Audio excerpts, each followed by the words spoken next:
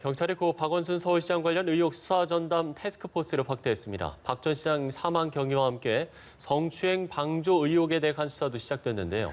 네, 검언 유착 의혹의 핵심 피의자인 이동재 전 채널A 기자가 구속되면서 유착 의혹을 받는 한동훈 검사장에 대한 수사가 속도를 낼 것으로 보입니다.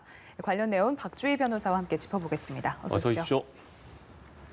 자, 경찰이 수사 TF를 확대했습니다만 박 전 시장의 휴대전화에 대한 통신영장이 기각이 됐습니다. 일단 좀 시작부터 난항인 것 같은데요.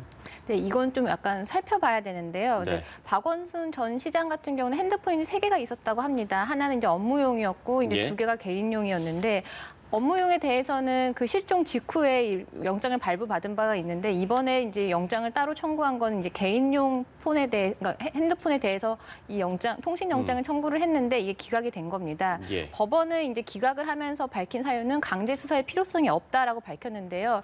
이게 왜 그런지 좀 살펴보면 지금 박 시장의 사망을 두고 관련 의혹들이 굉장히 많습니다. 뭐 일단 사망 경위도 일단 밝혀지지가 않았고 뭐 성추행 의혹도 있고 또 서울시 관계자들이 이 부분에 대해서 뭐 방임을 했는지 이런 부분도 밝혀져야 되고 또 뭐 피소 사실 누설에 대해서도 좀 의혹이 여러 가지가 있는데 근데 이번에 그 통신 영장을 청구를 하면서 이제 밝히기로 이제 적은 사유 자체는 사망 경위를 밝히기 위해서라고 이렇게 경찰은 청구를 했거든요. 네. 근데 이렇게 뭐 박원순 전 시장처럼 사망의 경위가 밝혀지지 않는 사체가 발견되었을 때, 그러니까 즉 변사체가 발견되었을 때는 사실은 수사 당국에서 해야 할 일은 사살의 혐의가 있는지 아닌지 이 정도만 밝힐 수가 있고요. 네. 타살의 혐의가 있다고 하면 당연히 그 부분에 대해서 수사를 해야겠지만 타살의 혐의가 없는 경우에는 그냥 내사 종결을 처리를 합니다. 근데 이번에 사망의 경위를 밝히겠다고 하면서 이제 추가로 통신 영장을 청구한 거에 대해서 법원은 타살의 혐의가 없는데 더 이상 강제 수사를 할 필요성이 없다 이렇게 이제 기각을 한 거거든요.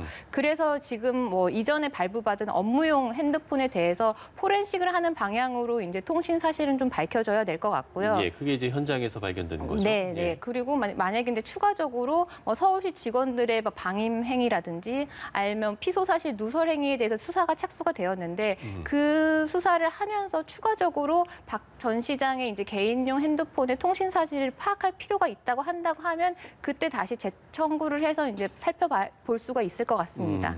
네. 경찰이 이제 서울시가 성추행을 방조, 묵인했다는 의혹도 들여다볼 계획인데요. 이 강용석 변호사가 서울시 관계자들과 그리고 전직 비서실장 4명을 고발한 사건에 대해서 고발인 신분으로 어제 이제 조사를 받았습니다.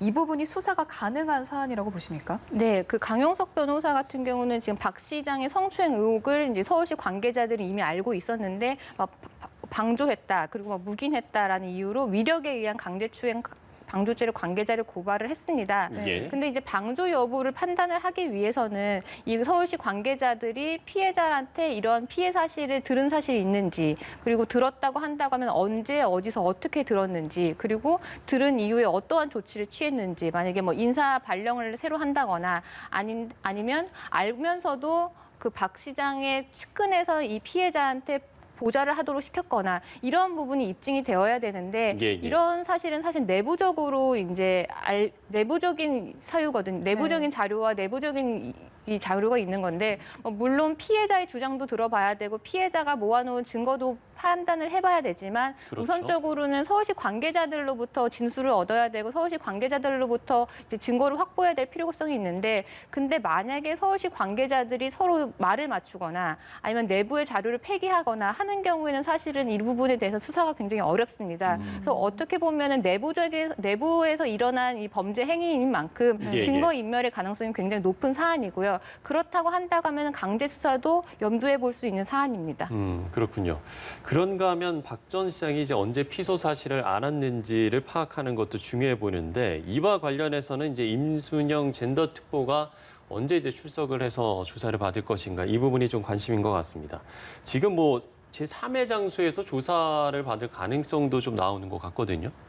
네, 맞습니다. 임순영 젠더 특보는 박 전 시장의 사망 경위와 그 피소 사실 누출 경위를 이제 밝힐 수 있는 어떻게 보면 핵심 키맨이라고 이제 보여지는데요. 네. 근데 임특보가 뭐 경찰 조사에 응하지 않는다라는 보도도 나왔지만 임특보는 전화 인터뷰를 통해서 이제 본인은 조사를 피할 생각이 없다라고 분명히 밝혔습니다. 근데 다만 아직은 임특보가 참고인 신분이긴 하지만 이러한 그 핵심적인 이 의문을 풀 수 있는 이 핵심 관계자로 이제 보이면서 본인 스스로는 굉장히 심리적 부담감을 느낄 수밖에 없는 사안이거든요. 네. 그런데 이제 본인이 조사를 피하지 않고 받겠다라고 의지를 표명한 만큼 출석의 부담감을 줄여주기 위해서라도 수사 당국이 외부의 좀 시선을 피해서 그 임특보가 원하는 장소에서 그 조사를 할 가능성도 높아 보입니다. 네. 그리고 또 피해자를 지원하는 여러 여성 단체들이 추가로 여러 가지 의혹을 폭로를 하고 있는데요. 이 부분이 그렇죠. 서울시가 합동조사단에서 논의를 할지도 궁금한데요. 어떻게 보십니까? 네, 그 피해자 지원단체에서 박 전 시장의 성희롱 이제 추가 의혹을 또 폭로를 했는데요. 근데 네. 합동조사단 명칭 자체가요. 서울시 직원 성추행 성희롱 진상 규명을 위한 합동조사단인 만큼 서울시는 그 피해자 지원단체가 여기에 참여를 한다고 하면 피소 사건 외에도 추가 폭로된 사안에 대해서도 합동조사단에서 조사할 수 있다라는 입장입니다. 예. 지금 뭐 서울시에서는 뭐 외부 전문가로 조사단을 꾸린다고 했습니다만 일단 이게 강제 수사권이 없는 거잖아요. 네, 그런 상황에서 뭐 진상 규명의 한계는 없을까 또 이런 이야기를 하는 사람들도 있는 것 같습니다. 네, 맞습니다. 합동조사단은 뭐 수사 당국이 아니기 때문에 당연히 강제 수사권이 없습니다. 그래서 네. 합동수사단이 뭐 사건 관계자들한테 조사 요구를 하거나 아니면 뭐 자료 제출 요구를 한다고 했을 때 그 관계자들이 응하지 않았을 때는 어떻게 강제할 수 있는 방법이 없습니다. 그러니까요. 그리고 더구나 보도된 걸 보면은 이미 이제 정무직 공무원들 중에는 이미 서울시에서 사직한 이제 사람들도 있는데 그러면 그러한 사람들, 그런 관계자들 같은 경우는 이 조사에 응하지 않는다고 하더라도 본인이 뭔가 인사적인 불이익을 입을 또 가능성도 없기 때문에 더더욱 이 조사에 응하지 않을 수밖에 않을 가능성이 높습니다. 그래서 예. 이런 부분에서 과연 진상 규명이 제대로 이루어질 수 있을지는 좀 지켜봐야 될 것 같고 더구나 지금 사건 관계자들에 대해서 뭐 성추행 방조 행위라든지 뭐 각종 고소 고발이 이루어진 상황에서 수사기관에서 이미 수사에 착수를 했습니다. 근데 수사기관에서 별도로 수사를 하고 있는데 합동수사단에서 이 나온 결과가 얼마나 공신력이 가질 수 있을지는 좀 지켜봐야 될 것 같습니다. 그렇군요. 네. 지금 굉장히 이례적으로 3개 기관이 동시에 조사를 하고 있거든요. 경찰과 그리고 서울시 또 국가인권위원회도 역시 조사 중입니다. 그런데 피해자 측이 제3자가 접수한 진정조사는 불응하겠다. 그러니까 인권위 조사는 안 받겠다 이런 입장인데 이런 경우에는 수사가 어떻게 종결이 됩니까? 네, 그 지금 인권위 같은 경우는 피해자가 진정을 한 게 아니라 시민단체들이 이제 진정을 한 거거든요. 예. 그런데 이미 피해자는 서울시와 경찰에서 조사가 이루어지고 있기 때문에 별도의 인권위 조사는 응하지 않겠다라는 입장입니다. 그래서 이렇게 피해자가 진정하지 않은 사건, 그러니까 즉 제3자가 진정한 사건에서 피해자가 명백히 조사를 응하지 않겠다라는 의사를 밝히는 경우에는 원칙적으로는 각하하게 되어 있습니다. 그래서 아마 인권위원회에서도 이 사안을 각하할 할 가능성이 높아 보이는데요. 네. 근데 다만 이 진정 내용 자체에 그 박 전 시장에 대한 이 진정 외에도 서울시 내부에 있는 뭐 양성평등에 대한 시스템이라든지 이런 성희롱 예방에 대한 시스템이 좀 부족하다라는 내용이 있다고 한다고 하면 예. 이 부분에 대해서는 인권위가 이거는 이 시스템 자체에 대한 그 직권으로 좀 조사는 할 가능성은 있어 보입니다. 그렇군요. 뭐 어쨌든 지금 뭐 조사와 수사가 계속 진행이 되고 있으니까요. 좀 지켜봐야 될 것 같습니다. 자, 다음 이슈로 넘어가 보겠습니다. 이른바 검언유착 의혹의 핵심 피의자인 채널A 기자가 구속됐습니다. 먼저 일단 구체적인 구속 사유와 주요 쟁점을 좀 설명을 해주시면 좋을 것 같아요. 네, 그 이동재 기자는 이제 수사 중에 현직 검사장과의 친분을 내세우면서 네. 이철 전 밸류 인베스트먼트 코리아 대표에게 유시민 이사장에 대한 비리를 폭로하라 이러는 강요한 행위를 했다는 혐의를 받고 있는데요. 네. 이 형법상으로는 이제 타인에게 협박으로 의무 없는 일을 시킨 행위, 그러니까 즉 강요 미수죄에 해당이 됩니다. 그리고 이제 이동재 기자에 대해서 이제 어제 법원에서 구속영장이 발부가 됐는데 구속영장 발부를 사유를 보면 일단 취재 목적을 위해서 검찰 고위직과 연결이 돼서 뭐 그 취재원을 협박했다라고 볼 수 있는 협박했다고 볼 수 있는 의심할 만한 만한 상당한 자료가 있다라는 건데요. 예, 예. 즉, 그러니까 범죄를 저질렀다라는 점에 대해서는 상당히 소명됐다라고 그 법원을 판단을 한 겁니다.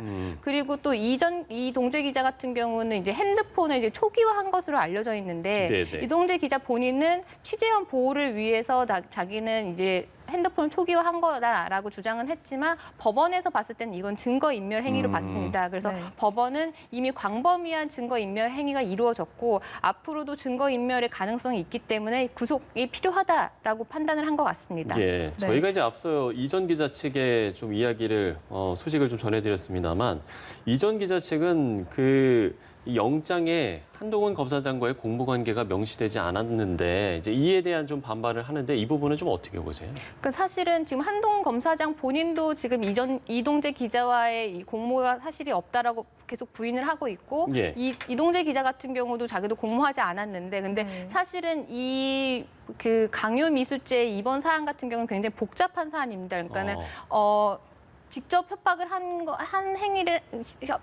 행위가 검사장과의 친분을 내세웠기 때문에 네. 이 검사장과 얼마나 이 연결이 되어 있는지가 어떻게 보면 핵심이라고 할 수가 있는데 이 부분에 대해서는 이제 이동재 기자는 이 부분에 대해서 적시가 안 돼 있기 때문에 이거는 수사가 미진한 거 아니냐, 그러니까 구속 사유가 없는 거 아니냐 이렇게 보고 예. 있는 건데 네. 근데 지금 제보자 입장이거나 아니면 피해자 같은 경우는 이미 통화 내용을 그러니까 한동훈 검사장과의 통화 내용을 들려주었기 때문에 충분히 이제 연결이 되어 있다고 볼 수 있는 상황이었다 이렇게 주장하고 있는 상황입니다. 그렇군요. 네. 그래서 이전 기자 구속영장이 발부가 되면서 역시나 한동훈 검사장에 대한 수사도 급물살을 탈 걸로 보이는데요. 검찰의 이 한동훈 검사장에 대한 신병 확보 가능성 어떻게 보십니까?